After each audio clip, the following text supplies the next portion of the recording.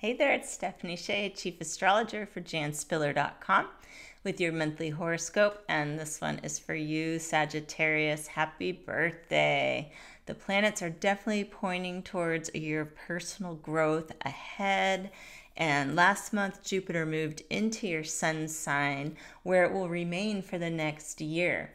So if you were born November 28th to December 4th of any year, you're really primed for some extra good luck this month. You'll also enjoy some forward momentum related to personal projects and relationships. By the end of the month, both Mercury and Venus will complete their retrograde cycles, and we'll probably all breathe a big sigh of relief because we've had a lot of retrogrades in 2018. So the great news is that as we move into 2019, we don't have interplanet retrogrades messing with us. We're going to have a lot of momentum to move forward on things that could have been stalled for a while. But that doesn't mean you shouldn't set your intentions this month. We've got to plant those seeds at every new moon. This month's new moon is December 6th in the Pacific time zone of the United States, and in the very early morning hours of December 7th in the Eastern time zone of the US. So it's a Sagittarius new moon. This is your personal new moon. It's your time to set intentions, not just for the coming moon cycle, but for the entire year ahead. Especially if you were born anytime between December 5th through December 8th, or, the 6th and 7th being especially powerful, the new moon on your birthday. This means that you are really lined up for a lot of new beginnings this year. So get ready, fasten your seatbelt. Set intentions related to self-improvement, strengthening your body, embracing a sense of adventure, and pursuing a path that allows you to feel more personal freedom. Just remember, it's probably going to take until the new year to gain traction on any new ideas. Mercury will station direct on the 6th, and by the 12th, it will be moving forward in your sun sign.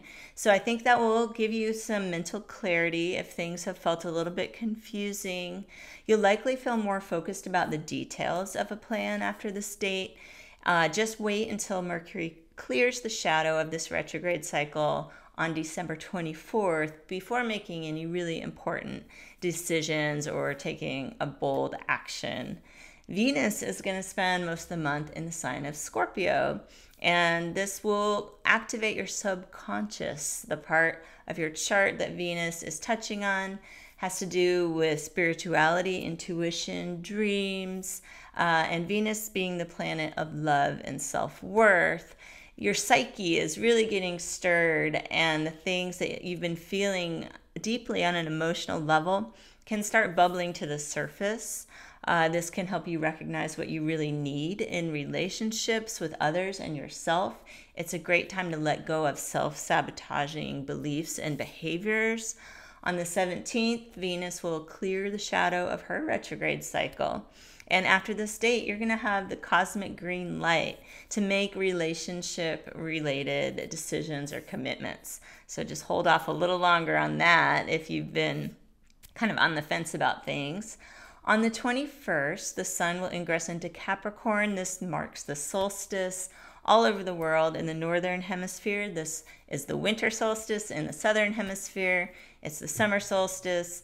But it's the sun ingressing into Capricorn all over the world. It has a universal theme for people on Earth. It has to do with harnessing your resources, with taking stock of the year behind you, moving more slowly and deliberately. Capricorn is the sign of long-term planning and kind of climbing that mountain one slow, steady step at a time. So Sagittarians are really going to be supported at this solstice to focus on long-term financial planning. That's great news.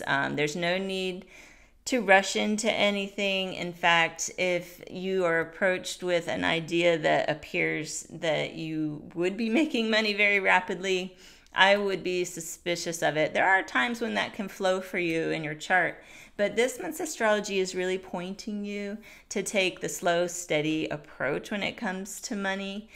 So don't try to cut any corners there. On the 22nd is going to be our full moon, and the full moon is in Cancer.